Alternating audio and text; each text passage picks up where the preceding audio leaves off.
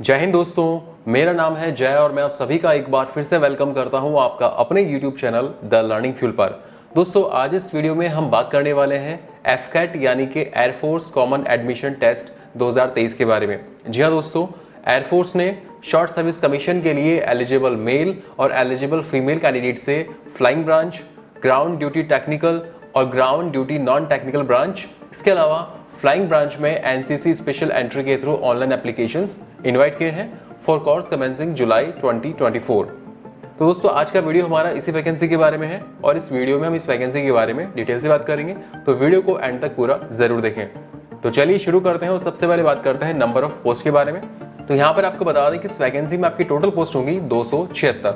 चलिए बात करते हैं branch and entry wise vacancy details के बारे में। तो यहाँ पर आपकी पहली एंट्री रहेगी एफकैट एंट्री और एफकैट एंट्री में आपकी पहली ब्रांच रहेगी फ्लाइंग ब्रांच और फ्लाइंग ब्रांच में आपकी टोटल पोस्ट होगी 11। इसके अलावा ग्राउंड ड्यूटी टेक्निकल में आपकी पहली ब्रांच है एरोनॉटिकल इंजीनियर इलेक्ट्रॉनिक्स ब्रांच और इस ब्रांच में आपकी टोटल पोस्ट होंगी 109। और यहाँ पर आपकी जीडी टेक्निकल में दूसरी ब्रांच है एरोनॉटिकल इंजीनियर मैकेनिकल ब्रांच और इस ब्रांच में आपकी टोटल पोस्ट होंगी 42। अगर बात करें ग्राउंड ड्यूटी नॉन टेक्निकल के बारे में, तो इसके अंदर आपकी पहली ब्रांच होगी वेपन सिस्टम ब्रांच और इस ब्रांच में आपकी टोटल पोस्ट होंगी 17। यहाँ पर आपकी दूसरी ब्रांच है एडमिनिस्ट्रेशन की और इस ब्रांच में आपकी टोटल पोस्ट होंगी 50। इसके अलावा अकाउंट्स में आपकी 10 पोस्ट होंगी, लॉजिस्टिक्स में आपकी 19 पोस्ट होंगी, एजुकेशन ब्रांच में आपकी 9 पोस्ट होगी और मीटियोलॉजी के अंदर आपकी 9 पोस्ट होंगी। चलिए बात करते हैं एनसीसी स्पेशल एंट्री के बारे में। तो इस एंट्री के थ्रू आप फ्लाइंग ब्रांच को ज्वाइन करेंगे। और अगर बात करें नंबर ऑफ पोस्ट के बारे में, तो आपको बता दें कि CDSE में आपकी जितने भी नंबर ऑफ पोस्ट होगी उनमें से 10% सीट्स परमानेंट कमीशन में रिजर्व रखी जाएगी फ्लाइंग ब्रांच के लिए थ्रू एनसीसी स्पेशल एंट्री। और एफकैट में जितने भी नंबर ऑफ पोस्ट होगी उनका 10% जो है वो सीट्स रिजर्व रखी जाएगी for short service commission for flying branch through NCC special entry. तो ये हो गई आपकी एनसीसी स्पेशल एंट्री। तो ये थी आपकी branch and entry wise vacancy details. चलिए बात करते हैं इसकी इंपॉर्टेंट डेट्स के बारे में। तो आपको बता दें कि इसके ऑनलाइन फॉर्म 1 जून 2023 से भरना शुरू हो चुके हैं और इसका फॉर्म फिल करने की लास्ट डेट है 30 जून 2023। तो ये थी इसकी इंपॉर्टेंट डेट्स। अब हम बात करेंगे यहाँ पर आपकी एप्लीकेशन फी के बारे में। तो यहाँ पर आपको बता दें कि अगर आप एफकैट एंट्री के लिए अप्लाई करते हैं तो सभी कैटेगरी वाले कैंडिडेट्स को यहाँ पर 250 रुपये फी का पेमेंट करना होगा। इसके अलावा अगर आप एनसीसी स्पेशल एंट्री या फिर मेट्रोलॉजी एंट्री के लिए अप्लाई करते हैं तो यहाँ पर आपकी कोई भी एप्लीकेशन फी नहीं लगेगी। तो ये थी आपकी एप्लीकेशन फी। चलिए बात करते हैं यहाँ पर आपकी एज लिमिट यानी कि आपकी उम्र के बारे में। तो वो कैंडिडेट्स जो कि फ्लाइंग ब्रांच के लिए अप्लाई करते हैं तो आपकी उम्र 20 साल से लेकर 24 साल के बीच होना जरूरी है। लेकिन यहाँ पर आपको बता दें कि वो कैंडिडेट्स जिनके पास में कॉमर्शियल पायलट लाइसेंस है तो ऐसे कैंडिडेट्स की अधिकतम उम्र 26 साल तक हो सकती है। वहीं अगर बात करें उन कैंडिडेट्स के बारे में जो कि ग्राउंड ड्यूटी टेक्निकल और नॉन टेक्निकल पोस्ट के लिए अप्लाई करेंगे तो ऐसे कैंडिडेट्स की उम्र 20 साल से लेकर 26 साल तक होना जरूरी है। तो ये हो गई आपकी एज लिमिट। अब हम बात करेंगे यहाँ पर आपके पे स्केल यानी कि आपके वेतन के बारे में। तो यहाँ पर सबसे पहले जो आपकी ट्रेनिंग चलेगी उस ट्रेनिंग के दौरान आपको स्टाइपेंड दिया जाएगा और जो ड्यूरिंग ट्रेनिंग जो आपका स्टाइपेंड होगा वो 56,100 रुपये पर मंथ होगा। और ट्रेनिंग सक्सेसफुली कंप्लीट करने के बाद में फ्लाइंग ऑफिसर का पे स्केल लेवल 10 के हिसाब से 56,100 रुपये से लेकर 1,77,500 रुपये तक रहेगा। और यहाँ पर आपको जो है 15,500 रुपये MSP यानी कि मिलिट्री सर्विस पे भी दिया जाएगा। तो ये हो गया आपका पे स्केल। अब हम बात करेंगे यहाँ पर आपके एजुकेशनल क्वालिफिकेशन के बारे में। तो यहाँ पर सबसे पहले हम बात करेंगे फ्लाइंग ब्रांच के लिए आपकी क्वालिफिकेशन के बारे में। तो अगर आप फ्लाइंग ब्रांच के लिए अप्लाई करते हैं तो आपको जो है भारत सरकार द्वारा मान्यता प्राप्त किसी भी बोर्ड से आपको 12वीं पास होना जरूरी है और ये जो आपने 12वीं पास करी है उसमें आपके फिजिक्स और मैथ्स होना जरूरी है। और फिजिक्स और मैथ्स में आपकी कम से कम 50% मार्क्स होने चाहिए ईच सब्जेक्ट के अंदर, यानी कि मैथ्स के अंदर भी 50% और फिजिक्स के अंदर भी आपके 50% मार्क्स होना जरूरी है।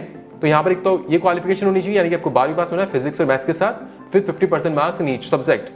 और इसके अलावा यहाँ पर आपको ग्रेजुएट होना भी जरूरी है किसी भी डिसिप्लिन के अंदर, ओके। और ये जो आपने ग्रेजुएशन करी है उसमें आपकी कम से कम 60% मार्क्स होने जरूरी है, या फिर आपके पास 4 साल का BE या फिर BTech डिग्री कोर्स होना जरूरी है विद मिनिमम 60% ऑफ मार्क्स।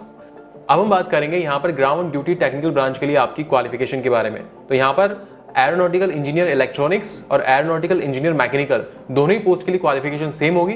तो यहाँ पर अगर आप इस ब्रांच के लिए अप्लाई करते हैं तो आपको भारत सरकार द्वारा मान्यता प्राप्त किसी भी बोर्ड से आपको 12वीं पास होना जरूरी है और 12वीं के अंदर आपके मैथ्स और फिजिक्स सब्जेक्ट होना जरूरी है। और यहाँ पर भी मैथ्स के अंदर आपकी कम से कम 50% मार्क्स होना जरूरी है और फिजिक्स के अंदर भी आपके कम से कम 50% मार्क्स होना जरूरी है।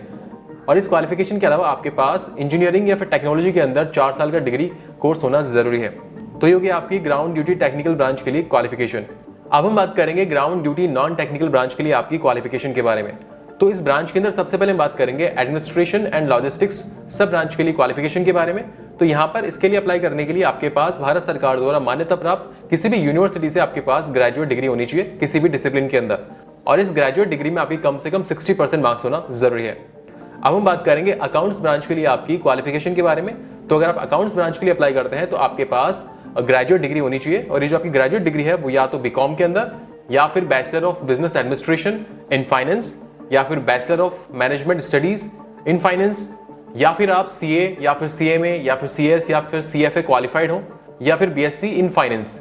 तो इनके अंदर अगर आपने ग्रेजुएशन करी है विद मिनिमम ऑफ 60% मार्क्स, यानी कि ये जो आपने ग्रेजुएशन करी है इसमें आपकी कम से कम 60% मार्क्स होना जरूरी है। तो ये हो गई आपकी अकाउंट्स ब्रांच के लिए क्वालिफिकेशन। अब हम बात करेंगे एजुकेशन ब्रांच के लिए आपकी क्वालिफिकेशन के बारे में। तो अगर आप एजुकेशन ब्रांच के लिए अप्लाई करते हैं तो आपको जो है पोस्ट ग्रेजुएट होना जरूरी है किसी भी डिसिप्लिन के अंदर, और ये जो आपने पोस्ट ग्रेजुएशन करी है उसमें आपकी कम से कम 50% मार्क्स होना जरूरी है। इसके साथ ही आपको बता दें कि आपने जो ग्रेजुएशन करी है उसमें आपकी कम से कम 60% मार्क्स होना जरूरी है, और ये जो आपने ग्रेजुएशन करी है वो भी किसी भी डिसिप्लिन के अंदर हो सकती है।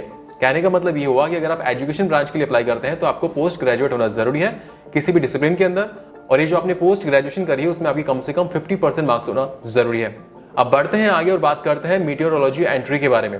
तो अगर आप इस एंट्री के लिए अप्लाई करते हैं तो आपको जो है पोस्ट ग्रेजुएट डिग्री होनी चाहिए आपके पास में, और ये जो आपकी पोस्ट ग्रेजुएट डिग्री है ये या तो साइंस स्ट्रीम में हो, या फिर मैथमेटिक्स में, या फिर स्टैटिस्टिक्स में, या फिर ज्योग्राफी, या फिर कंप्यूटर एप्लीकेशन, या फिर एनवायरमेंटल साइंस, या फिर ये जो आपने पोस्ट ग्रेजुएशन डिग्री करी है ये आपकी अप्लाइड फिजिक्स में, या फिर ओशिनोग्राफी, या फिर मीटरोलॉजी के अंदर, या फिर एग्रीकल्चरल मीटरोलॉजी, या फिर इकोलॉजी एंड एनवायरमेंट, या फिर जियोफिजिक्स, या फिर एनवायरमेंट बायोलॉजी के अंदर। और ये जो आपने पोस्ट ग्रेजुएशन की जो डिग्री करी है इसमें आपकी कम से कम 50% मार्क्स होना जरूरी है। तो यहाँ पर आपकी एक तो ये क्वालिफिकेशन हो गई, और इस क्वालिफिकेशन के अलावा आपके ग्रेजुएशन के अंदर मैथ्स और फिजिक्स सब्जेक्ट होना जरूरी है, और आपकी ग्रेजुएशन के अंदर कम से कम 55% मार्क्स होना जरूरी है।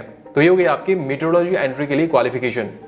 अब बढ़ते हैं आगे और बात करते हैं आपके फिजिकल फिटनेस टेस्ट के बारे में। तो आपके फिजिकल फिटनेस टेस्ट में एक तो आपकी रनिंग होगी, और जो आपकी रनिंग है वो 1.6 किलोमीटर की होगी, और ये रनिंग कंप्लीट करने के लिए आपको 10 मिनट का टाइम दिया जाएगा। इसके अलावा यहाँ पर आपके 10 पुशअप्स होंगे और 3 चिनअप्स भी होगी। तो ये हो गया आपका फिजिकल फिटनेस टेस्ट। अब बढ़ते हैं आगे और बात करते हैं इसके मोड ऑफ सिलेक्शन के बारे में। तो आपको बता दें कि इसके मोड ऑफ सिलेक्शन में एक तो आपका ऑनलाइन एफकेट एग्जाम होगा जो कि एक रिटन एग्जामिनेशन है। इसके अलावा आपका जो है AFSB यानी कि एयरफोर्स सिलेक्शन बोर्ड इंटरव्यू होगा। तो यहाँ पर पहले हम बात करेंगे इसके ऑनलाइन एफकेट एग्जाम यानी कि इसके रिटन एग्जामिनेशन के बारे में। तो आपको बता दें कि इसके रिटन एग्जामिनेशन में ऑब्जेक्टिव टाइप क्वेश्चंस आएंगे। और दोस्तों यहाँ पर आपको बता दें कि वो कैंडिडेट्स जो कि ग्राउंड ड्यूटी टेक्निकल ब्रांच के लिए अप्लाई कर रहे हैं तो यहाँ पर आपके एफकेट एग्जाम के अलावा EKT यानी कि इंजीनियरिंग नॉलेज टेस्ट भी होगा जो कि आपको देना मैंडेटरी होगा यानी कि अनिवार्य होगा। कहने का मतलब ये हुआ कि ग्राउंड ड्यूटी टेक्निकल ब्रांच के लिए आपका एफकेट एग्जाम भी होगा और EKT यानी कि इंजीनियरिंग नॉलेज टेस्ट भी होगा। तो ये जानते हैं स्कीम ऑफ ऑनलाइन एग्जाम यानी कि इसके एग्जाम पैटर्न के बारे में जानते हैं। तो यहाँ पर स्क्रीन पर अब आप एक टेबल देख पा रहे हैं। तो यहाँ पर एफकेट के अंदर आपका general awareness, verbal ability in English, numerical ability और reasoning and military aptitude test ये सब्जेक्ट्स होंगे आपके एफकेट के अंदर। और एफकेट का एग्जाम क्लियर करने के लिए आपको 2 घंटे का टाइम दिया जाएगा। इस एफकेट के एग्जाम में आपके टोटल 100 क्वेश्चंस होंगे और ये 100 क्वेश्चंस कुल 300 नंबर के होंगे। और अब बात करते हैं EKT यानी कि इंजीनियरिंग नॉलेज टेस्ट के बारे में। तो EKT के अंदर आपका मैकेनिकल, कंप्यूटर साइंस और इलेक्ट्रिकल एंड इलेक्ट्रॉनिक्स सब्जेक्ट होंगे। और यहाँ पर EKT पेपर करने के लिए आपको 45 मिनट का टाइम दिया जाएगा। और इस EKT पेपर में आपके टोटल 50 क्वेश्चन होंगे और ये 50 क्वेश्चन टोटल 150 नंबर के होंगे। इसके अलावा फ्रेंड्स आपको बता दें कि इसमें आपकी नेगेटिव मार्किंग भी होगी, यानी कि अगर आपको गलत आंसर करते हैं तो आपका 1 नंबर काट लिया जाएगा। सो फ्रेंड्स ये हो गया इसका मोड ऑफ सिलेक्शन में written examination. Written examination clear करने के बाद में आपका AFSB यानी कि एयरफोर्स सिलेक्शन बोर्ड द्वारा इंटरव्यू लिया जाएगा। और ये इंटरव्यू होने के बाद में आपकी एक फाइनल मेरिट लिस्ट तैयार की जाएगी। और ये जो आपकी फाइनल मेरिट लिस्ट है वो आपके रिटन एग्जामिनेशन और AFSB टेस्ट में जो आपके मार्क्स आएंगे उनके बेसिस पर यहाँ पर आपकी मेरिट लिस्ट तैयार होगी और फिर उसके बेसिस पर आपका सिलेक्शन होगा। फ्रेंड्स यहाँ पर आपको बता दें कि वो कैंडिडेट्स जो कि NCC स्पेशल एंट्री के लिए अप्लाई कर रहे हैं तो ऐसे कैंडिडेट्स का कोई रिटन एग्जामिनेशन नहीं होगा, डायरेक्ट आपका AFSB इंटरव्यू होगा। ओके, तो ये हो गया इसका मोड ऑफ सिलेक्शन। अब बढ़ते हैं आगे और बात करते हैं कि आप इस वैकेंसी के लिए कैसे अप्लाई कर सकते हैं। तो इस वैकेंसी के लिए अप्लाई करने के लिए एफकेट की ऑफिशियल वेबसाइट www.careerindianairforce.cdac.in पर जाकर आप इसका फॉर्म फिल कर सकते हैं, या फिर दोस्तों आप जो है www.fcat.cdac.in पर भी जाकर आप इसका फॉर्म फिल कर सकते हैं। सो फ्रेंड्स ये वीडियो था एफकेट यानी कि एयरफोर्स कॉमन एडमिशन टेस्ट 2023 के बारे में। दोस्तों उम्मीद करते हैं कि यहाँ पर हमने आपको जो इन्फॉर्मेशन दी वो आपको अच्छी लगी होगी। अगर आपको वीडियो अच्छा लगा हो तो इस वीडियो को लाइक और अपने दोस्तों के साथ शेयर जरूर करें और फ्यूचर में इस चैनल पर इसी तरह के यूजफुल वीडियोस देखने के लिए चैनल को सब्सक्राइब करके बेल आइकन जरूर दबाएं, जिससे आपको ऐसे ही यूजफुल वीडियोस की अपडेट्स मिलती रहे। So thank you for watching our video. जय हिंद।